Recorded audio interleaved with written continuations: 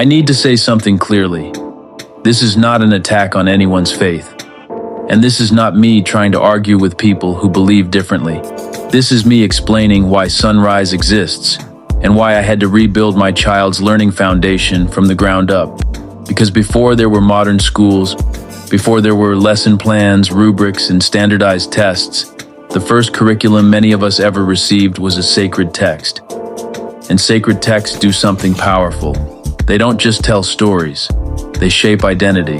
They don't just explain morals, they train behavior. They don't just offer comfort, they define authority. And when you read them as curriculum, meaning as training material, you start seeing patterns that are bigger than religion. You start seeing systems. For example, in Genesis 3:16, the relationship between man and woman is framed through rule and hierarchy.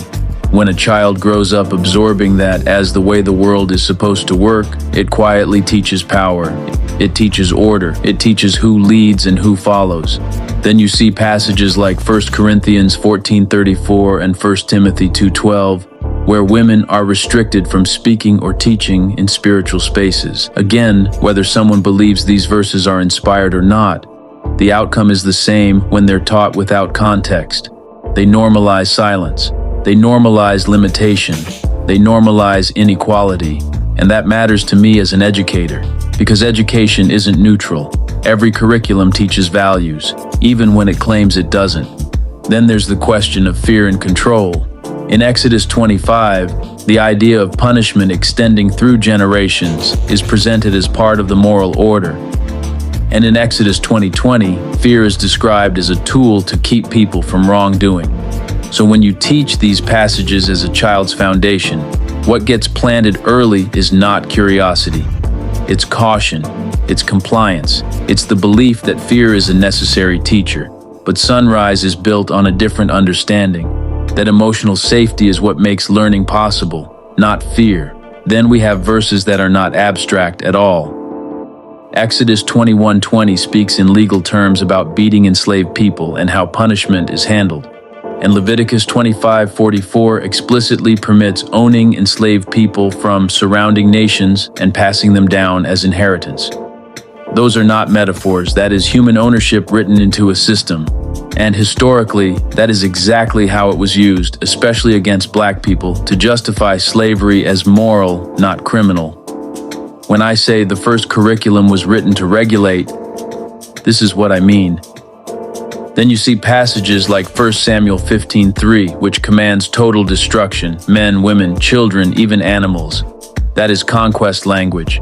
And when conquest is framed as holy, it becomes easy for human beings to justify violence while believing they are righteous. And once you recognize this, you realize something. These books didn't only teach spirituality, they also taught empire, they taught hierarchy, they taught domination, they taught the rules of who gets to live, who gets to lead, and who gets to be owned. Then there's the question of authority. In Isaiah 42:8, the language is exclusive, glory reserved for one power alone. And in Exodus 31:17, authority is framed as absolute and final. And again, I'm not here to debate theology, I'm talking about psychological design. Because when a child learns early that authority is absolute, that questioning is disobedience, that fear is protection, that hierarchy is normal, that you don't get free thinkers, you get compliant citizens. And for me, that connects directly to what I've seen across the education system as an adult. I've watched schools turn into factories. I've watched adults chase titles instead of protecting children. I've watched environments where the system demanded compliance, not growth. And then I lived it personally. I gave my life to education. I served, I coached, I mentored, I built. And the way my termination was handled showed me something I couldn't ignore. Systems don't always reward truth. Systems reward obedience. That moment didn't just change my employment. It changed my curriculum. Because I realized I could not hand my son a foundation built on control, whether it comes from a school system or from a manuscript used historically to enforce social order. So Sunrise was born as a return to learning rooted in identity, family, and real life. And yes, my mentors shaped that. Not just mentors in the traditional sense, but the philosophies that taught me to think clearly, build discipline, and protect my mind. The principles I carry are simple: that confidence is built through repetition, that courage grows through support, that children learn best when they feel safe, that a parent's presence teaches more than any lecture.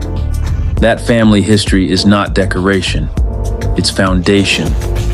Sunrise is not about raising a child to obey.